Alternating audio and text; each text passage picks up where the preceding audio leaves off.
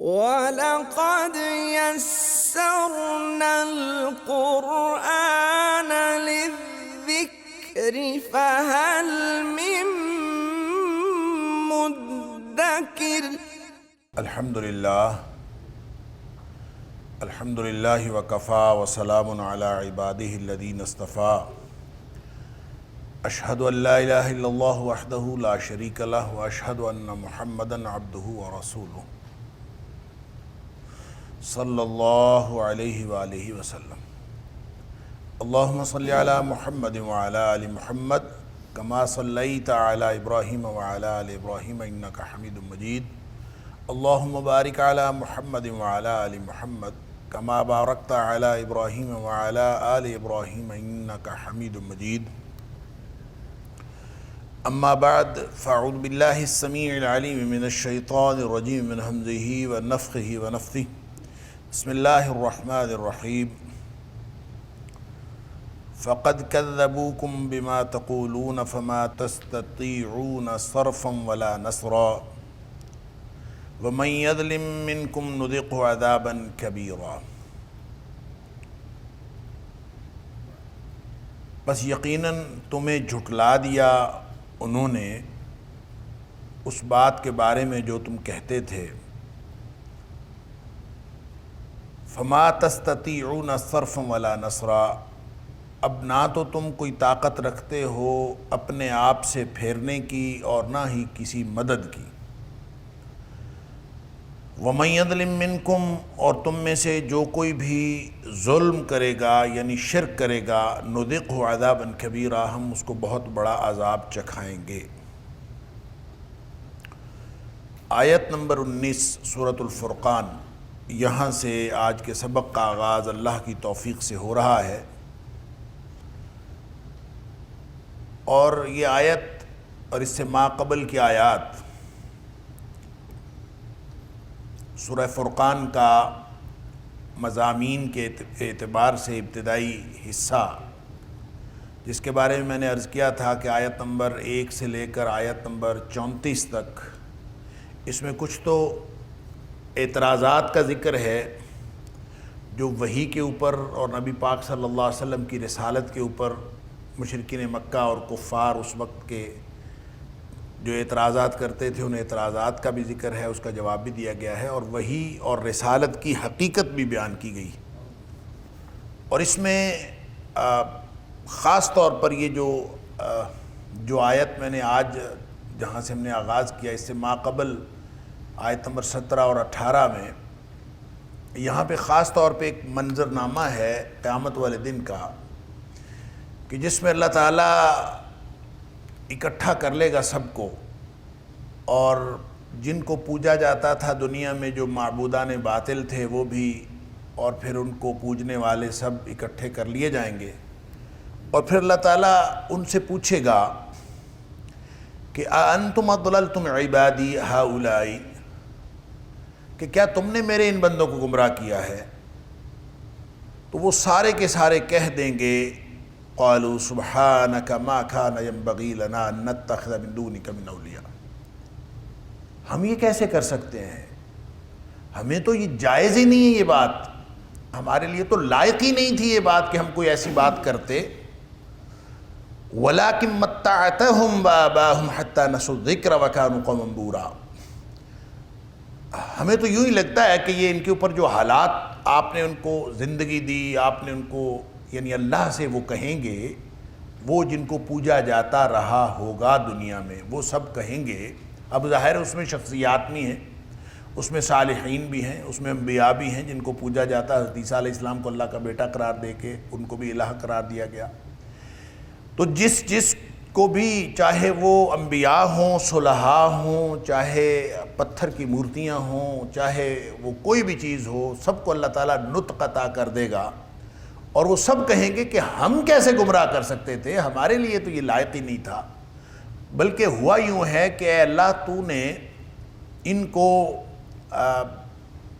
بہت ساری نعمتیں عطا کی تھیں، زندگی دی تھی، خوشحالی دی تھی، اور اس لیے یہ بھول گئے تیری یاد کو، یا پھر یہ بھول گئے نصیحت کو۔ ذکر نصیحت بھی ہوتا ہے، ذکر یاد بھی ہوتی ہے، اور ذکر سے مراد قرآن بھی ہے کہ انہوں نے یہ ساری چیزیں بھلا دی، نصیحت بھلا دی، اللہ کی یاد بھلا دی، وَكَانُوا قوم برا اور ہلاک ہونے والی قوم بن گئے۔ اب جب یہ مکالمہ ہوگا، یہ اس مکالمے کا ذکر قرآن میں کئی جگہوں پہ ہے، سورہ نحل کے اندر بھی ہے، سورہ یونس کے اندر بھی ہے، سورہ مریم کے اندر آیت نمبر 82 ہے سورہ مریم کی، سورہ یونس کی آیت نمبر 28 ہے، سورہ نحل کی آیت نمبر 86 ہے، سورہ فاطر کی آیت نمبر 13 اور 14 میں یہ مکالمہ ہے، سورہ احقاف کے اندر آیت نمبر 6 میں یہ مکالمہ ہے۔ یعنی مختلف جگہوں پہ اللہ کریم نے اس مکالمے کا ذکر کیا ہے کہ یہ جو معبود ہیں جن کو پوجا جاتا ہے دنیا میں، یہ قیامت والے دن یہ بری و ذمہ ہو جائیں گے، انہوں نے کہہ دینا ہے کہ ہمارا کوئی تعلق نہیں تھا، یہ جو لوگ بھی جو کچھ بھی کرتے رہے ہمارا ان کے اعمال کے ساتھ کوئی تعلق نہیں۔ انہوں نے برات کا اظہار بھی کرنا ہے، بلکہ قرآن کہتا ہے کہ ان سے انہوں نے دشمنی کرنی ہے کہ یہ بدبخت کون تھے کہ جو ہمیں بھی ساتھ آلودہ کرتے رہے اپنے شرک کے ساتھ۔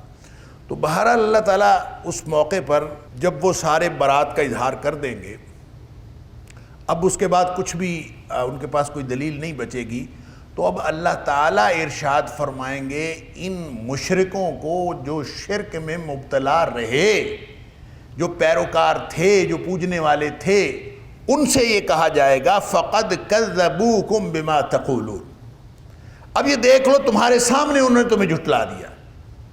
فقد پس یقیناً کذبوکم، انہوں نے جھٹلا دیا، تمہاری تکذیب کر دی ہے، بما تقولون، جو کچھ بھی تم کہتے تھے اور دنیا میں کہتے چلے آئے تھے، وہ اس سب کی تکذیب کر دی ہے انہوں نے، تو تمہیں جھٹلا دیا تمہارے منہ کے اوپر۔ فما تستطيعون صرفا ولا نصرا، اب ظاہر ہے کہ جن پر تکیہ تھا وہی پتے ہوا دینے لگے، اور جن پر بھروسہ تھا وہ سارے سہارے تو چھوڑ گئے، تو اب پھر مدد کون کرے گا؟ اب پھر عذاب کو کون ہٹائے گا؟ فما تستطيعون، اب نہیں ہے تمہارے پاس کوئی استطاعت، اب تم یہ نہیں کر سکتے کیا صرفاً کہ عذاب کو اپنے آپ سے ہٹا دیں، اب یہ نہیں کر سکتے۔ اب کیسے ہٹائیں گے؟ کوئی یعنی ایک اللہ کا سہارا تھا، وہ تم نے گوا دیا اپنے عمل کی وجہ سے، باقی سارے سہارے جھوٹے ہیں، وہ سہارے کوئی باقی نہ رہا۔ ظاہر ہے قیامت والے دن تو کوئی سہارا نہیں ہے سوائے اللہ کے، اصل میں تو دنیا میں بھی کوئی سہارا نہیں ہے سوائے اللہ کے، انسان سمجھتا نہیں۔ تو فرمایا کہ وہ تو انہوں نے تو جھٹلا دیا، تو سارے سہارے ختم ہو گئے۔ فما تستطيعون صرفا، اب نہ تو تمہارے پاس کوئی پھیر دینے کی استطاعت ہے، صرف کا مطلب ہوتا ہے پھیر دینا، ہٹا دینا، اپنے آپ سے ہٹا سکتے ہو؟ نہیں ہٹا سکتے۔ فما تستطيعون، اب نہیں تم ہٹا سکتے، ولا نصرا، اور نہ ہی کوئی مدد کی طاقت رکھتے ہو، یعنی ہر اعتبار سے بالکل بے بس ہو کے، نہ کوئی عذاب سے ہٹنے کا کوئی راستہ اور نہ ہی کوئی مدد کی کوئی سبیل۔ اللہ اکبر! تو پھر یہ قانون کیوں سمجھ میں نہیں آتا؟ وَمَن يَظْلِم مِّنكُمْ نُذِقْهُ عَذَابًا كَبِيرًا، تم میں سے جو بھی شرک کرے گا ہم اس کو بہت بڑا عذاب دیں۔ اب یہ فرمان آج بھی ہے اور قیامت والے دن بھی ہے، اور ہمیشہ کا ایک قانون اصل میں یہ ہے، جو بھی شرک کرے گا وَمَن يَظْلِم، ظلم کا معنی شرک ہے۔ ویسے تو ظلم کا معنی ہوتا ہے وَضْعُ شَيْءٍ فِي غَيْرِ مَوْضِعِهِ، ظلم کا معنی ہوتا ہے حقدار کو حق نہ دینا، اور اس کے مقابلے میں ہوتا ہے عدل۔ عدل کا مطلب ہوتا ہے حقدار کو حق دینا۔ وَضْعُ شَيْءٍ فِي مَوْضِعِهِ، حقدار کو حق دینا عدل ہوتا ہے، اور حقدار کو حق نہ دینا ظلم ہوتا ہے۔ لہٰذا کوئی بھی کسی کو حق نہ دے ظلم ہے، ہم ایک دوسرے کو اپنا اس کا حق نہ دیں تو ہم ظلم کرتے ہیں، ظلم کا ارتکاب تو یہ بھی ظلم ہے۔ لہٰذا آپ دیکھتے ہیں کہ انسان انسانوں کے ساتھ ظلم کرتے ہیں، ظلم ہے۔ اور پھر اگر ماں باپ کے ساتھ کوئی شخص ظلم کرے تو ہم کہتے ہیں کتنا بڑا ظالم ہے کہ ماں باپ کے ساتھ ظلم کرتا ہے۔ تو اندازہ کیجئے اس ظالم کے ظلم کی کیا کیفیت ہوگی جو اللہ کے رسول صلی اللہ علیہ وسلم کو ان کا حق نہ دے۔ وہ کائنات کا بڑا ظالم ہے، اور جو اللہ کو اللہ کا حق نہ دے اس سے بڑا ظالم کون ہو سکتا ہے؟ لہٰذا اس ظلم کو جو اللہ کے ساتھ کیا جائے، جس کو ہم شرک کہتے ہیں، اس کو قرآن میں ان الشرک لظلم عظیم، یعنی سب سے بڑا جو ظلم ہے وہ شرک ہے، ظلم عظیم، اللہ کے ساتھ کسی اور کو شریک کر دینا، یعنی اللہ کے حقوق کے اندر کوئی گڑبڑ کرنا۔ اچھا، اس کو سورہ انعام کی اس آیت کے حوالے سے بھی کچھ ذہن میں رکھیے، وہاں سے بھی یہ سمجھ آتی ہے کہ ظلم کا مطلب، ظلم سے مراد قرآن جہاں کہیں بھی ظلم کی بات کرتا ہے بالعموم اس سے مراد شرک ہوتا ہے کہ الذین آمنوا ولم یلبسوا ایمانہم بظلم۔ سورہ انعام میں اللہ تعالیٰ نے فرمایا کہ جو لوگ ایمان لائے اور پھر انہوں نے اپنے ایمان کو آلودہ نہیں کیا ظلم کے ساتھ، تو اب یہ صحابہ کرام تو اس بات پر ڈر گئے نا، ظلم سے مراد تو عام ظلم بھی ہے، چھوٹا موٹا ظلم بھی ہے، ایمان انسان لائے اور پھر اس کے بعد اس سے کوئی حق تلفی نہ ہو کسی کی۔ کل بنی آدم خطاء، آدم کا ہر بیٹا تو خطا کار ہے، گناہ تو کسی وقت بھی ہو جاتا ہے، خطا ہو جاتی ہے، تو اگر مومن ہو اور اس سے خطا ہو جائے، چھوٹا موٹا ظلم کسی بھی جگہ ہو جانا، اگر اس سے مراد یہ ہوتا تو یہی سمجھ کے سارے صحابہ کرام پریشان ہو گئے تھے، اور انہوں نے نبی اکرم صلی اللہ علیہ وسلم سے اپنی پریشانی کا اظہار کیا کہ ہم میں سے کون شخص ہے جو اپنی جان پر ظلم نہیں کرتا۔ خود اللہ تعالیٰ قرآن میں فرماتا ہے کہ جن لوگوں نے اپنی جانوں پر زیادتی کی ہے، قل یا عبادی الذین اسرفوا علی انفسہم، تو ظلم اور زیادتی ہم اس کو مترادف الفاظ میں رکھتے ہیں کہ اپنی جان پر ظلم کرنا، اپنی جان پر زیادتی کرنا، تو گناہ کر کے ہر شخص گناہ گار ہے، ہر شخص سے گناہ ہو جاتا ہے، تو پھر اگر ظلم ہو جاتا ہے تو ہم میں سے کون ہے جو ظلم نہیں کرتا؟ صحابہ نے یہ پریشانی کا اظہار کیا۔ پھر نبی اکرم صلی اللہ علیہ وسلم فرمایا پریشانی کی بات نہیں ہے، چھوٹی موٹی غلطیاں خطائیں ہو جاتی ہیں، لیکن جس ظلم سے منع کیا گیا ہے اور جس ظلم سے آلودگی کی بات کی گئی ہے کہ صرف جنت اس کو ملے گی جو اس ظلم سے آلودہ نہ کرے اپنے ایمان کو، اس سے مراد شرک ہے، ان الشرک لظلم عظیم، جو سورہ لقمان کے اندر فرمایا۔ لہٰذا یہاں بھی جو بات فرمائی گئی ہے وَمَن يَظْلِم مِّنكُمْ، تم میں سے جو کوئی بھی ظلم کا مرتکب ہوگا، کیا مطلب؟ شرک کا مرتکب ہوگا۔ تو بھئی باٹم لائن یہ ہے، سمجھ آگئی بات کی، ہمیشہ کے لیے بات پلے باندھ لیں کہ باٹم لائن شرک ہے۔ جو شرک سے بچ گیا نا، اس کی مغفرت کا کوئی نہ کوئی اللہ تعالیٰ بہانہ بنا دے گا، اللہ کا قانون یہ ہے۔ اور پورے قرآن میں پھر اللہ تعالیٰ فرماتا ہے کہ اللہ تعالیٰ سارے گناہ معاف کر دے گا، اور اللہ تعالیٰ نہیں معاف کرے گا تو شرک نہیں معاف۔ ان اللہ لا یغفر ان یشرک بہ، اللہ تعالیٰ کے ساتھ کوئی شرک کرے یہ وہ معاف نہیں کرے گا۔ وَيَغْفِرُ مَا دُونَ ذَلِكَ لِمَن يَشَاءُ، اس کے علاوہ جو جس کو چاہے گا معاف کر دے گا، لیکن شرک معاف نہیں ہونا۔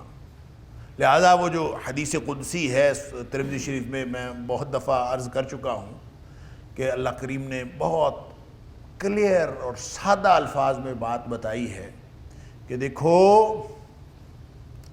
کہ تو اگر مجھ سے ملے وَلَوْ أَتَيْتَنِي بِقُرَابِ الْأَرْضِ خَطَايَا، اللہ، اس سے بڑی کوئی خبر ہو سکتی ہے کہ اے میرے بندے اگر تو میرے پاس آئے اور زمین تیری خطاؤں سے، تیرے گناہوں سے بھری ہوئی ہو، اس سے بڑی کوئی بات ہو سکتی؟ بِقُرَابِ الْأَرْضِ خَطَايَا، زمین تیرے گناہوں سے بھری ہوئی ہو تو میرے پاس آئے، اللہ اکبر، لیکن تو اس حال میں میرے پاس آئے کہ میرے ساتھ شرک نہیں کرتا تھا، اللہ اکبر، تو اللہ تعالیٰ فرماتا ہے میں سارا کچھ معاف کر دوں گا، مجھے کوئی پرواہ نہیں۔ باٹم لائن یہی ہے۔ وَلَقَدْ يَسَّرْنَا الْقُرْآنَ لِلذِّكْرِ فَهَلْ مِن مُدَّكِرٍ وَلَقَدْ يَسَّرْنَا الْقُرْآنَ لِلذِّكْرِ فَهَلْ مِن مُدَّكِرٍ۔ حضرت معاذ بن جبل رضی اللہ تعالیٰ عنہ، اللہ اکبر، وہ بھی معروف حدیث ہے، بخاری شریف کے اندر بھی موجود ہے کہ حضرت معاذ رضی اللہ تعالیٰ عنہ جب نبی پاک صلی اللہ علیہ وسلم کے پیچھے سوار ہوئے تو راستے میں آپ نے پوچھا کہ یا معاذ اتدری ما حق اللہ علی العباد وما حق العباد علی اللہ. معاذ تمہیں پتہ ہے کہ اللہ کا اپنے بندوں پر کیا حق ہے اور بندوں کا اللہ پر کیا حق ہے تمہیں پتہ ہے؟ تو معاذ رضی اللہ تعالیٰ نے کہا جو صحابہ کرام کا عام طریقہ تھا کہ اللہ و رسولہ اعلم، کہ ہمیں تو معلوم نہیں ہے، یا اللہ کے پاس علم ہے یا اللہ کے رسول صلی اللہ علیہ وسلم کے پاس علم ہے، کیونکہ اللہ اپنے رسول صلی اللہ علیہ وسلم کو علم دیتا رہتا ہے، لہذا اللہ و رسولہ اعلم، ہمیں تو نہیں پتہ. تو نبی کریم صلی اللہ علیہ وسلم نے یہ بات ارشاد فرمائی.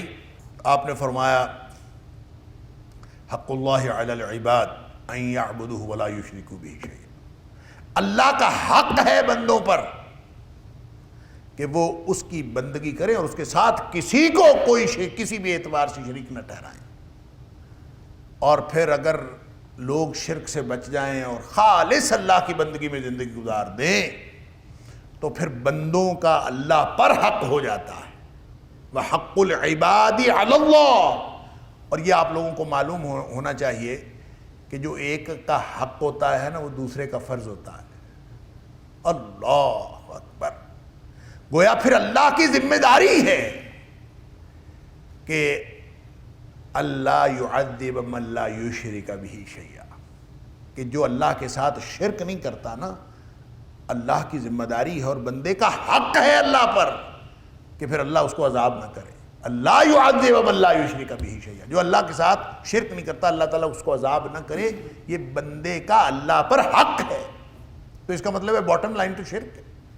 لہذا فرمایا من یظلم منکم، تم میں سے کوئی بھی شرک کا اگر مرتکب ہو جائے گا، اللہ اکبر، اس قدر بری بیماری ہے کہ بعض اوقات نبی اکرم صلی اللہ علیہ وسلم چیونٹی کی چال چلتا ہے یہ، اور شرک چیونٹی کی چال چلتا ہے، بندے کو پتہ ہی نہیں چلتا، پورا جسم اس کے اندر جیسے چیونٹی جسم پر چڑھتی ہے پتہ ہی نہیں چلتا، جب تک وہ کاٹے نہ، جسم کو نقصان نہ پہنچائے، بندے کو پتہ ہی نہیں چلتا کیا ہو گیا. اللہ، زندگی ساری گزر جائے اور بعد میں پتہ چلے کہ جناب میں تو، اس لیے نبی پاک صلی اللہ علیہ وسلم نے وہ دعا سکھائی، اللہم انی اعوذ بک من ان اشرک بہ شیئا اعلمہ واستغفرک لما لا اعلم. یہ دعا کیا کرو اور کرتے رہا کرو کہ اللہ میں تیری پناہ میں آتا ہوں اس شرک سے بھی جس شرک کا مجھے پتہ چل جائے، اور اللہ میں اس شرک سے بھی تیری مغفرت چاہتا ہوں جس کا مجھے پتہ ہی نہ چلے. تو ہر وقت اللہ سے دعا کرتے رہنا چاہیے کہ اللہ تعالیٰ اس بیماری سے محفوظ رکھے. شرک سے بچ گئے تو انشاءاللہ اللہ کے عذاب سے بچ گئے. اور پھر اللہ نے وعدہ بھی کیا ہے سورہ نساء کے اندر بھی کہ، اور سورہ نجم کے اندر بھی اللہ نے وعدہ کیا ہے کہ بڑے گناہوں سے تم بچ جاؤ، چھوٹے گناہ ہم ویسے ہی معاف کر دیں. تو کبیرہ گناہوں سے انسان بچتا رہے، فرائض ادا کرتا رہے. چھوٹے گناہ تو اللہ تعالیٰ نے قانون بنایا ہوا ہے، ایک نماز پڑھی دوسری نماز پڑھی درمیان میں آنے والے سارے گناہ معاف، ایک جمعہ پڑھا اگلا جمعہ پڑھا درمیان میں آنے والے سارے گناہ معاف. یہ چھوٹے گناہ ہیں، صغیرہ گناہ، وہ خطائیں جو انسان کو بعض اوقات پتہ چلتا ہے بعض اوقات نہیں پتہ چلتا. اور پھر یعنی چھوٹی چھوٹی چیزیں ہیں جو انسان ساری زندگی گناہ کرتا رہتا ہے، اور اللہ تعالیٰ نے نمازوں کے ذریعے، جمعے کے ذریعے، چھوٹی چھوٹی نیکیاں، ان الحسنات یذہبن السیئات، قانون ہے اللہ کا کہ نیکیاں کرتے جاؤ، گناہ اس کے اندر نیچے آتے جائیں گے، دبتے جائیں گے، ختم ہوتے جائیں گے. نیکیاں گناہوں کو ختم کرتی چلی جاتی. لہٰذا بڑے گناہوں سے بچنا ہے، اور سب سے بڑا اکبر الکبائر جو گناہ ہے وہ الشرک باللہ، اللہ کے ساتھ شرک کرنا. لہٰذا اس کو ظلم فرمایا، ومن یظلم منکم، تم میں سے کوئی بھی اگر ظلم کا ارتکاب کرے یعنی شرک کا ارتکاب کرے، نذقہ عذابا کبیرا، ہم اس کو بڑا عذاب چکھائیں گے. چونکہ لفظ ظلم بالعموم شرک کے لیے آتا ہے اس لیے میں نے یہ بات عرض کر دی، لیکن لفظ ظلم کا معنی کیا ہے وہ بھی میں نے عرض کر دیا کہ معنی اس کا یہ ہے کہ کسی حقدار کو حق نہ دینا.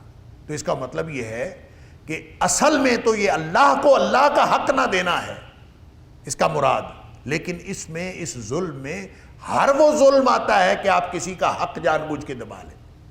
کوئی شخص کسی کے اوپر بھی ظلم کرے تو پھر وہ جتنے مرضی معافیاں مانگتا رہے، توبہ کرتا رہے، اس کی توبہ قبول نہیں ہوتی، اس کے گناہ معاف نہیں ہوتے جب تک وہ جس پر ظلم کیا ہے اس کے ظلم کا اور اس کی جو اس کا نقصان ہوا ہے اس کا ازالہ نہ کرے، وگرنہ قیامت والے دن پکڑا جائے گا۔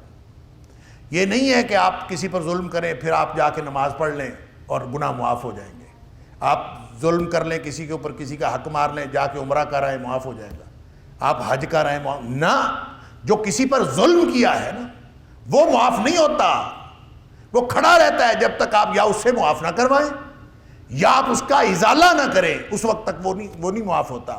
اور حدیث، صحیح حدیث جو بخاری اور مسلم کے اندر ہے کہ نبی اکرم صلی اللہ علیہ وسلم نے فرمایا قیامت والے دن ایک شخص آئے گا، اللہ اکبر، بلکہ آپ نے فرمایا کہ اتدرون من المفلس، اللہ اکبر، کیا تم جانتے ہو، صحابہ کرام سے پوچھا کیا تم جانتے ہو مفلس کون ہے؟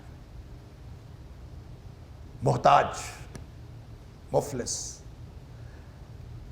صحابہ کرام نے عرض کیا کہ ہم مفلس اس کو کہتے ہیں من لا درہم ولا دینار لہ، جس کے پاس کوئی آنا ٹکا نہ ہو وہ مفلس ہوتا ہے، اس میں کون سی بات؟ نبی اکرم صلی اللہ علیہ وسلم فرمایا نہیں، المفلس من امتی، میری امت کا مفلس وہ ہے، درہم و دینار کا معاملہ نہیں ہے، وہ قیامت والے دن آئے گا بڑی نیکیاں لے کے آئے گا، اللہ اکبر، بصلاۃ و زکاۃ و صدق و صیام، صدقے کے ساتھ، زکوٰۃ کے ساتھ، نماز کے ساتھ، روزے کے ساتھ، مختلف ساری نیکیاں اس کے پاس ہوں گی، لیکن اس حال میں آئے گا کہ کسی کو مارا ہوگا، ضرب ھذا واکل مال ھذا وشتم ھذا، کسی کو گالی دی ہوگی، کسی کو مارا ہوگا، کسی کا مال کھایا ہوگا، اللہ اکبر۔ لہذا وہ ادھر وہ سارے حق حقوق، وہ جو ظلم کیا تھا وہ کھڑے ہیں سارے، یہ حاجی صاحب حج بھی کرتے رہے، عمرے بھی کرتے رہے، سب کچھ ہوتا رہا، لیکن حق حقوق دیے نہیں، وہ ظلم وہیں کھڑا ہے، چاہے کسی کو مارا ہے، چاہے کسی کو گالی دی ہے، اس کا دل تو دکھایا ہے نا، تو پھر جا کے اس سے معافی مانگی؟ نہیں مانگی۔ تو اب جو قیامت والا دن ہوگا تو نیکیاں ہیں بھرپور، پورا کھاتا بھرا ہوا ہے، لیکن ساتھ ظلم بھی کھڑے ہیں، تو ان ظلم کو، ایک طرف ظلم ہے ایک طرف وہ نیکیاں ہیں، تو نبی اکرم صلی اللہ علیہ وسلم نے فرمایا اس کی نیکیوں سے، اس کی نیکیاں لے کے ان لوگوں کو دے دی جائیں گی جن کے حق حقوق اس نے کھائے تھے، مال کھایا تھا اس کو نیکیاں مل گئیں، مارا تھا اس کو نیکیاں مل گئیں، کہیں بکواس کی تھی، گالیاں دی تھیں، اس کو نیکیاں مل گئیں، جس کا دل دکھایا تھا، جو کچھ تھا دنیا میں جو کھڑے تھے، ظلم جو انسان پر حق ہوتا ہے وہ پورا نہیں کیا، وہ ظلم کھڑا تھا، معاف نہیں کیا، معاف نہیں کروایا، ازالہ نہیں کیا، وہ نیکیاں ساری ان میں تقسیم ہو جائیں گی، اللہ اکبر۔ پھر نبی کریم صلی اللہ علیہ وآلہ وسلم نے فرمایا کہ وَإِن فَنِيَتْ حَسَنَاتُهُ، اگر اس کی نیکیاں ختم ہو جائیں گی، قَبْلَ أَن يُقْضَىٰ مَا عَلَيْهِ، جو کچھ اس کے اوپر اس کے ذمے تھا وہ ابھی پورا نہیں ہوا، ظلم باقی تھا، حق حقوق باقی تھے، نیکیاں ختم ہو گئیں، اب وہ سارے جو دعوے دار ابھی کھڑے، تو فرمایا کہ پھر ان کے گناہ لے لیے جائیں گے اور اس کے اوپر ڈال دیے جائیں گے۔ اب اس نے کوئی نہیں کیا گناہ، یہ تو نیک آدمی تھا، لیکن ان کے گناہ اس کے اوپر ڈال دیے جائیں گے، تو اب اندازہ کیجئے نیکیاں بھی ختم ہو گئیں، گناہ بھی اوپر پڑ گئے، اس سے بڑا مفلس کوئی ہوگا؟ فرمایا یہ ہے میری امت کا مفلس۔ ثم طرح فی النار، پھر اس کو آگ کے اندر پھینک دیا جائے گا، اللہ تعالیٰ معاف فرمائے۔ لہٰذا حق حقوق اگر کسی کا آپ کے ذمے ہے تو موت سے پہلے معاف کروا لیں یا اس کا ازالہ کر لیں۔ موت سے پہلے کروانا ہے معاف یا موت سے پہلے اس کی حق کی ادائیگی کرنی ہے، تو موت کا بانی ہے، کوئی سرٹیفکیٹ ہے، لہذا تاریخ نہیں ڈالنی۔ اگر کوئی حق کسی کا آپ کے ذمے ہے تو اس کو ابھی ادا کرنے کی فکر کریں، ابھی، بغیر وقت ضائع کیے، تاکہ موت کے وقت ہمیں کوئی پچھتاوا نہ ہو۔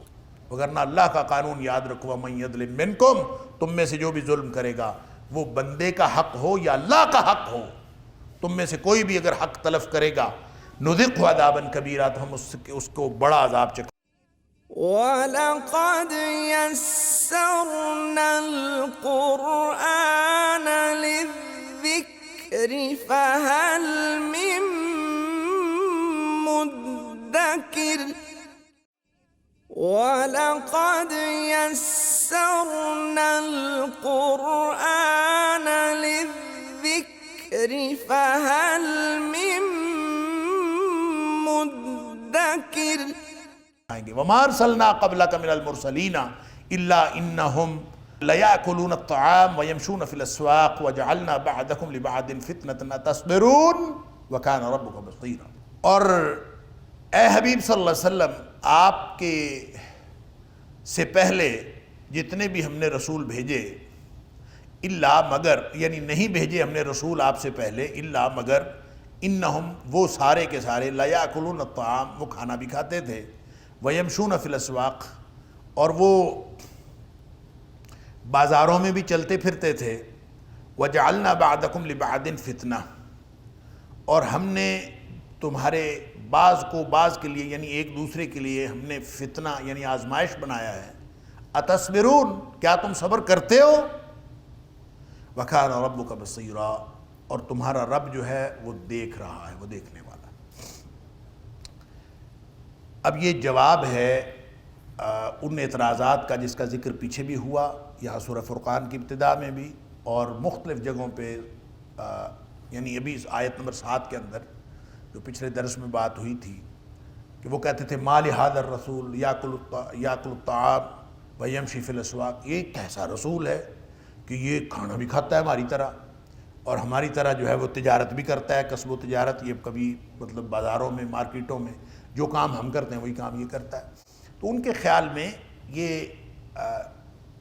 منصب نبوت کے، منصب رسالت کے منافی تھا کہ کوئی کسب تجارت کرے یا کوئی اس طرح کا کام کرے جو عام انسان کرتے ہیں، ان کا خیال تھا یہ نبوت کے منافی ہے، لہذا وہ اعتراض کرتے تھے۔ تو اس کا جواب اگرچہ اللہ کریم نے سورہ یوسف کے اندر بھی دیا ہے اور سورہ انبیاء کے اندر بھی، کہ جو پہلے رسول جتنے بھی آئے ہیں وہ بھی سارے کام کرتے تھے، سارے کسب و تجارت بھی کرتے تھے اور سارے کھانا بھی کھاتے تھے، اور جن کو تم مانتے بھی ہو۔ حضرت یوسف علیہ السلام کی مثال دی ہے سورہ یوسف کے اندر، یا دیگر انبیاء کی مثال دی ہے، جن انبیاء کو تم مانتے ہو، حضرت عیسیٰ علیہ السلام، حضرت موسیٰ علیہ السلام، وہ بھی تو سارا کچھ یہی کرتے تھے، تو ان کو تم مانتے ہو کہ وہ سچے رسول تھے۔ اور سارا کچھ تجارت کرنے کے اعتبار سے حضرت داؤد علیہ السلام کے بارے میں یعنی کون سا نبی ہے جس نے کام نہیں کیا؟ اور جب نبی پاک صلی اللہ علیہ وسلم نے فرمایا کہ بہترین جو کمائی ہوتی ہے وہ ہاتھ کی کمائی ہوتی ہے، اور سب سے بہترین جو کمائی تھی وہ حضرت داؤد علیہ السلام اپنے ہاتھ سے کمائی کرتے تھے، اللہ حاضر کیا سارے انبیاء کرتے تھے، لہذا یہ نبوت کے اور رسالت کے منافی نہیں ہے۔ یہاں بھی یہی بات فرمائی وَمَا أَرْسَلْنَا قَبْلَكَ مِنَ الْمُرْسَلِينَ، اے حبیب صلی اللہ علیہ وسلم آپ سے پہلے بھی جتنے بھی ہم نے رسول بھیجے، وَمَا أَرْسَلْنَا نہیں بھیجے ہم نے قبلک آپ سے پہلے مِنَ الْمُرْسَلِينَ رسولوں میں سے، الا مگر، انہم وہ سب لا یاکلون الطعام وہ سارے کھانا کھاتے تھے، وَيَمْشُونَ فِي الْأَسْوَاقِ اور وہ بھی بازاروں میں اپنی ضروریات زندگی کے لیے جاتے تھے یا پھر تجارت وغیرہ کے لیے جاتے تھے، اس میں کون سی بات ہے؟ وَجَعَلْنَا بَعْضَكُمْ لِبَعْضٍ فِتْنَةً اور اللہ فرماتا ہے ہم نے تمہارے بعض کو بعض کے ساتھ آزمائش بنایا۔ آزمائش کا مطلب یہ ہوتا ہے کہ مثلا یہ کہ اللہ تعالیٰ اگر نبی کریم صلی اللہ علیہ وسلم کو یا دیگر انبیاء کو اگر اللہ تعالیٰ خزانے دے دیتا، اللہ تعالیٰ وہ یعنی جو ان کا اعتراض تھا کہ نبی کریم صلی اللہ علیہ وسلم کے پاس خزانے کیوں نہیں ہیں، یہ پیچھے ہم پڑھ آئے ہیں، خزانے کیوں نہیں ہیں، نبی کریم صلی اللہ علیہ وسلم کے ساتھ کوئی باغ کیوں نہیں ہے، اس سے آرام سے روزی کا انتظام ہو جاتا، آپ کے پاس خزانے ہوتے، آپ کے ساتھ کوئی فرشتہ نازل ہو جاتا، یعنی اس طرح کے اعتراضات ان کے تھے۔ تو اگر خزانے اللہ تعالیٰ دے دیتا کسی نبی کو تو پھر وہ آزمائش تو نہ رہتی نا. اس میں ایک تو یہ بات کہ اللہ تعالیٰ کس کو، کس نبی کو کس طرح، یعنی کس ہستی کو نبوت دینا چاہتا ہے، یہ اللہ کا کام ہے. آپ اور میں اللہ کو مشورہ نہیں دے سکتے. اللہ یعلم، اللہ عالم حیث یجعل رسالتہ، اللہ کو معلوم ہے کہ اس نے کہاں یہ رسالت کہاں دینی ہے. یہ اللہ کا کام ہے، جہاں مرضی دے. اللہ عالم حیث یجعل رسالتہ. دوسری بات یہ ہے کہ اگر اللہ تعالیٰ کسی نبی کو آپ اندازہ کیے، ہمارے نبی اکرم صلی اللہ علیہ وسلم اگر بہت امیر کبیر ہوتے، بادشاہوں کی سی زندگی گزار رہے ہوتے اور ان کے پاس خزانے ہوتے، ان کے پاس خوشحالی ہوتی اور اس طرح کی زندگی گزار کے نبی پاک صلی اللہ علیہ وسلم اس دنیا سے تشریف لے جاتے، تو آپ یہ بتائیں غریب کہاں جاتے؟ نبی اکرم صلی اللہ علیہ وآلہ وسلم اسوہ ہیں ہر شخص کے لیے، لہذا تجارت بھی کی نبی کریم صلی اللہ علیہ وسلم نے، لیکن اس دنیا کو مطمع نظر اور مقصد نہیں بنایا، نہ بننے دیا، نہ ایسا طرز زندگی رکھا کہ لوگ جو ہیں وہ ایک تو غریب پریشان ہو جاتے، دوسرا ایک کام اور ہوتا. آپ یہاں دنیا میں دیکھ لیں، جس کے پاس پیسہ ہوتا ہے، جس کے پاس اقتدار ہوتا ہے، ہر لچا لفنگا اس کے ساتھ ہوتا ہے، ہر سچا جھوٹا اس کے ساتھ ہوتا ہے. کچھ نہیں پتا چلتا سچا کون اور جھوٹا کون. ہر شخص جو ہے وہ اس کے ساتھ ملا ہوا ہوتا ہے. وہ جو آزمائش اللہ کرنا چاہتا ہے، وَجَعَلْنَا بَعْدَكُمْ لِبَعْدٍ فِتْنَةً، ہم نے تمہیں ایک دوسرے کے لیے آزمائش بنایا ہے. وہ آزمائش ہو ہی نہ سکتی. اگر مالدار ہوتے نبی پاک صلی اللہ علیہ وسلم تو سب سے پہلے ابو جہل نے ساتھ ہونا تھا، سب سے پہلے ابو لہب نے ساتھ ہونا تھا کہ بڑا سردار ہے، بڑا پیسہ ہے اس کے پاس. ہم بھی آج کل دیکھتے ہیں کسی کے پاس پیسہ ہے تو یا کسی نئے بندے سے ہمارا جو تعارف ہوتا ہے، ہماری ملاقات ہوتی ہے، ہم سب سے پہلے پوچھتے ہیں کرتے کیا شغل ہے. پتہ چل گیا بندہ پیسے والا ہے تو بس اس کے بعد اس کے ساتھ ساتھ جو ہے مکھیوں کی طرح چمٹ جاتے ہیں. تو نبی اکرم صلی اللہ علیہ وآلہ وسلم کو جو اللہ نے، بلکہ یہ کہنا چاہیے کہ نبی کریم صلی اللہ علیہ وسلم کا یہ طرز زندگی جو تھا، یہ آزمائش تو اسی میں ہے نا. نبی پاک صلی اللہ علیہ وسلم بازاروں میں بھی جاتے ہیں، نبی کریم صلی اللہ علیہ وسلم پر فاقے بھی آتے ہیں. نبی اکرم صلی اللہ علیہ وسلم 2 مہینے آپ کے گھر چولہا نہیں جلتا، اور صحابہ پوچھتے ہیں اللہ کے رسول صلی اللہ علیہ وسلم آپ کا گزارا کیسے ہوتا تھا؟ آپ نے فرمایا پانی اور کھجوروں پر. اور کھجوریں بھی اس طرح نہیں ہیں کہ کوئی پلیٹ بھری ہوئی ہو یا کوئی پرات بھری کھجوروں کی سامنے پڑی ہوئی ہے تو آپ کھجوریں کھا رہے ہیں، اس طرح نہیں تھا. ایک کھا لی کھجور، 2 کھجوریں کھا لی، اللہ اکبر، پورا دن گزار لیا اس کے لیے. لیکن یہ آزمائش ہے، یہی تو آزمائش ہے کہ ایسے رسول صلی اللہ علیہ وسلم وجعلنا بعدکم لبعد فتنہ. یہ آزمائش ہے. کیا آزمائش؟ اتصبرون، کیا صبر کرتے ہو؟ یعنی اس آزمائش میں اب نبی پاک صلی اللہ علیہ وسلم 2 مہینے گھر میں چولہا نہ جلے تو آزمائش تو یہ ہے نا. اور اگر سب کچھ ملا ہوا ہو، ہر چیز خوشحالیاں ہوں، تو پھر تو نہ، یعنی نبی کے لیے کمپیریزن میں بھی آزمائش. پھر نبی امتی کے لیے، امتیوں کے لیے اب دیکھیں نبی کریم صلی اللہ علیہ وسلم کے بارے میں جو بار بار اعتراض وہ کرتے ہیں کہ ان کے پاس تو کھانے کو کچھ نہیں، یہ تو بازار میں پھرتے ہیں، ہماری طرح کھانا کھاتے ہیں، ان کے ساتھ فرشتہ کوئی نہیں آیا، ان کے ساتھ خزانہ کوئی نہیں ہے، ان کے ساتھ باغ کوئی نہیں ہے. یہ جو اعتراضات کر، یہی تو آزمائش. اللہ تعالیٰ فرماتا ہے یہ آزمائش. اور نبی کریم صلی اللہ علیہ وسلم جب شروع میں لگتا یہ ہے کہ جب نبوت ابھی ملی تھی تو نبی پاک صلی اللہ علیہ وسلم فرماتے ہیں میرے پاس ایک فرشتہ آیا، یعنی جبریل علیہ السلام کے علاوہ کوئی فرشتہ آیا، اور اس نے آ کے پوچھا کہ اے حبیب صلی اللہ علیہ وسلم، اللہ تعالیٰ آپ کو سلام کہتے ہیں اور اللہ تعالیٰ پوچھتے ہیں کہ آپ نے کیسا نبی بننا ہے، نبیًا ملکن او نبیًا عبدن. نبی تو ہم نے آپ کو بنا دیا، اب آپ یہ بتائیں، خود بتائیں کہ آپ نے بادشاہوں جیسی زندگی گزارنی ہے یا غلاموں جیسی زندگی گزارنی ہے. یہ نبی کریم صلی اللہ علیہ وسلم سے پوچھا آ کے فرشتے نے کہ اللہ تعالیٰ پوچھ رہا ہے آپ بتائیں کیا کرنا. اللہ اکبر. حدیث میں آتا ہے کہ نبی کریم صلی اللہ علیہ وسلم فرماتے ہیں میں نے ایک طرف دیکھا تو جبریل کھڑے تھے, تو جبریل علیہ السلام کی طرف میں نے دیکھا کل مستشیر لہو, جیسے مشورہ چاہ رہے ہیں کہ جبریل تو مشورہ دے دے, اللہ تعالیٰ نے اتنا بڑا آپشن دیا ہے تو ہمیں کیا کرنا چاہیے. تو جبریل علیہ السلام پتہ نہیں بولنے کی اجازت نہیں تھی یا کیا تھا, نبی کریم صلی اللہ علیہ وسلم فرماتے ہیں جبریل نے ہاتھ کے اشارے سے کہا اندع نفسک, کہ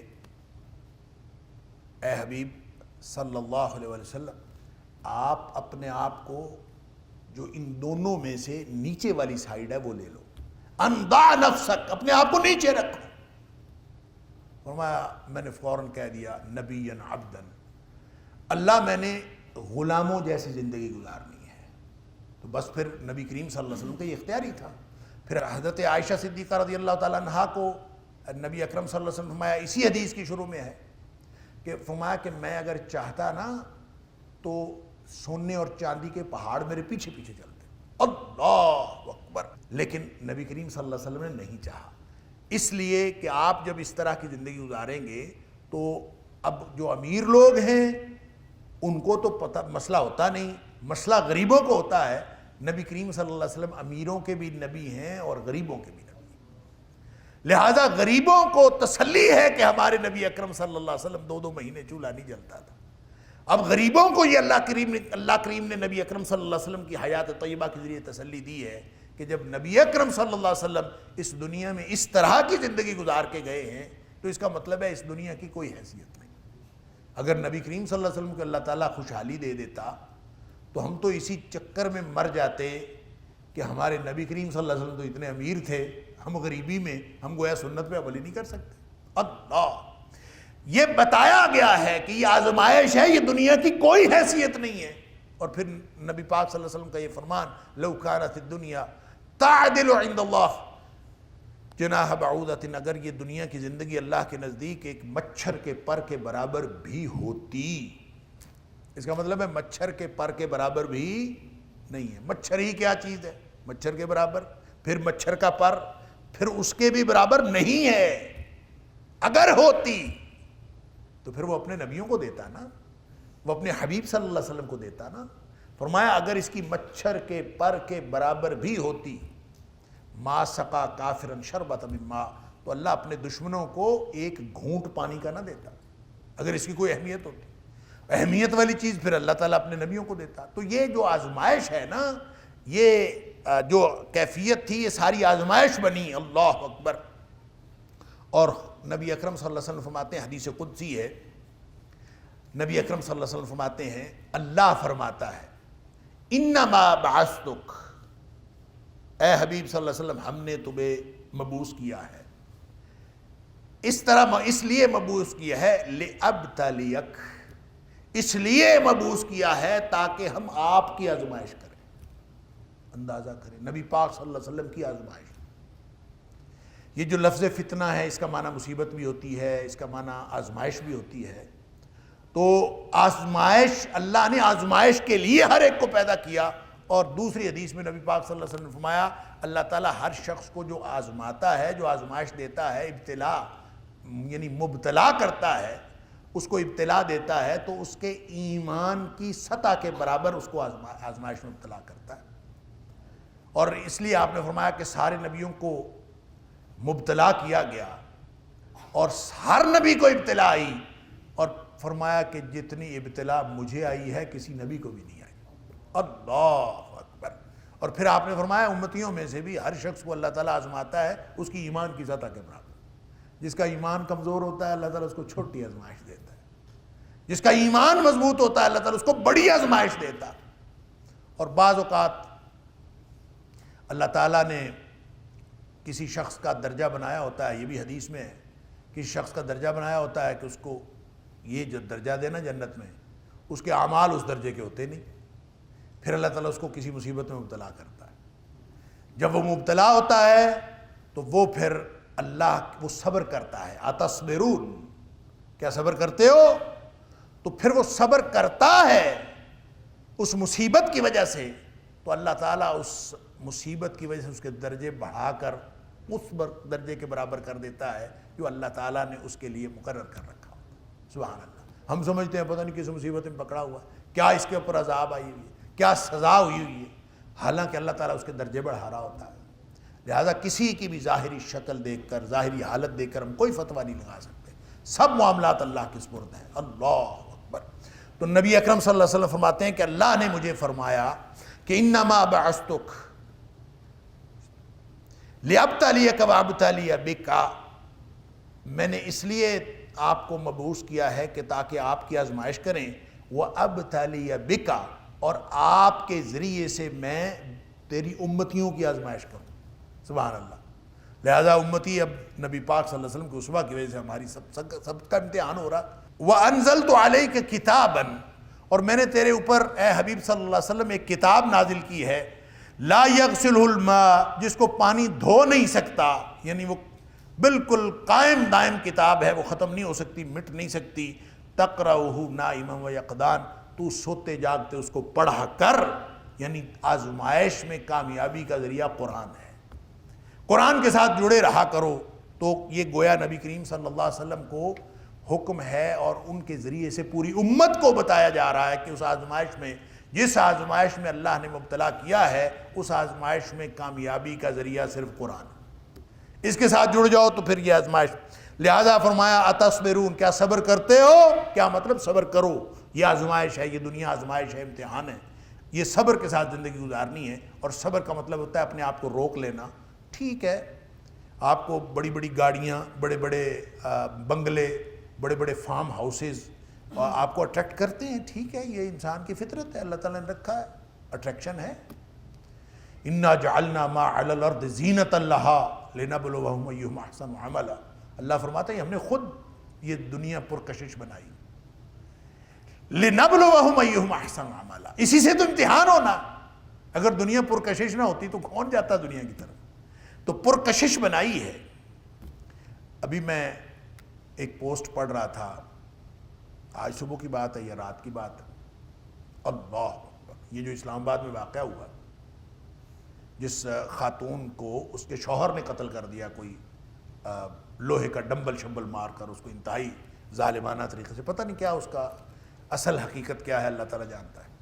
لیکن وہ پوسٹ لکھنے والے نے کمال لکھا تھا، اس نے کہا کہ اس نے کسی کی آپ بیتی لکھی یا افسانہ لکھا، واللہ اعلم۔ وہ کہتا ہے میں جب گزرتا تھا یہ فارم ہاؤسز سے، یہ جو اسلام آباد کے قریب چک شہزاد کے اندر بڑے بڑے فارم ہاؤسز ہیں، وہ کہتا ہے میں وہاں سے گزرتا تھا تو میں فارم ہاؤسز کی طرف میری نگاہ جاتی تھی تو دل میں حسرت بھی آتی تھی اور خواہش بھی پیدا ہوتی تھی اور ایک شکوہ بھی پیدا ہوتا تھا کہ اللہ تو نے ہمیں کیوں نہیں اس طرح کا دیا۔ تو کہتا ہے بس میں گزر جاتا تھا، روز میں نوکری سے جب بھی آتا میں گزرتا وہاں سے آتے جاتے اور یہ میرے ذہن میں آتا، اللہ اکبر۔ پھر وہ کہتا ہے کہ ایک فارم ہاؤس کا مجھے پتہ چلا کہ وہ خالی پڑا ہوا ہے، اس کا جو مالک ہے وہ تو کئی سالوں سے کہیں اور ہے، وہ ویران پڑا ہوا ہے، اس میں کوئی نہیں رہتا۔ دوسرے کا دیکھا اس میں نوکر رہتا ہے جو اس کا کوئی، وہ بھی پتہ نہیں کینیڈا میں امریکہ میں کہاں رہتے ہیں۔ تیسرے کا دیکھا کسی گھر میں کوئی آبادی نہیں۔ کہتا پھر آبادی والے گھر جو میں نے دیکھے تو یہ آبادی والا گھر تھا جس میں یہ واقعہ ہوا ہے، وہیں کے فارم ہاؤس میں ایک شوہر نے اپنی بیوی کو قتل کر دیا اور پھر اس کا جو پیچھے خاندانی ہسٹری ہے وہ بھی ایسے ہے، کسی نے کسی کو قتل کیا، کوئی کسی سے لے گیا کسی۔ وہ کہتا ہے مجھے جب پتہ چلا تو میں نے اللہ کا شکر کیا، میری اپنی جھونپڑی میرے لیے بہتر ہے اس فارم ہاؤس۔ آزمائش ہے، امتحان ہے یہ، اور بندہ سمجھتا نہیں ہے۔ اللہ تعالیٰ کسی کو دے دے تو بھی امتحان ہے، اللہ کسی سے چھین لے تو بھی امتحان ہے۔ لیکن میں یہ جو مجھے سمجھ آئی ہے اللہ کے قرآن سے اور نبی کریم صلی اللہ علیہ وسلم کی حیات طیبہ سے اور آپ کے فرامین سے، کہ امتحان تو دونوں ہیں، کہ اللہ دے دے تو بھی امتحان ہے، اللہ چھین لے تو بھی امتحان ہے۔ تو بظاہر لگتا ہے کہ اللہ دے دے نا پھر لے لے امتحان، بظاہر انسان سمجھتا ہے کہ خوشحالی اچھا امتحان ہے، بالکل نہیں، خوشحالی اچھا امتحان نہیں ہے۔ جب اللہ چھین لیتا ہے یہ اچھا امتحان۔ کیوں؟ اس لیے کہ جب اللہ چھین لیتا ہے نا تو تو انسان کے اندر عاجزی پیدا ہوتی ہے، یہ اپنے اللہ کے قریب ہوتا ہے۔ اللہ اکبر۔ تندرستی بھی امتحان ہے، بیماری بھی امتحان ہے۔ آپ خود بتائیں تندرستی میں کتنا اللہ یاد آتا ہے اور بیماری میں کتنا اللہ یاد آتا ہے؟ جب آپ کو بیماری آتی تو آپ کو اللہ یاد آ جاتا ہے۔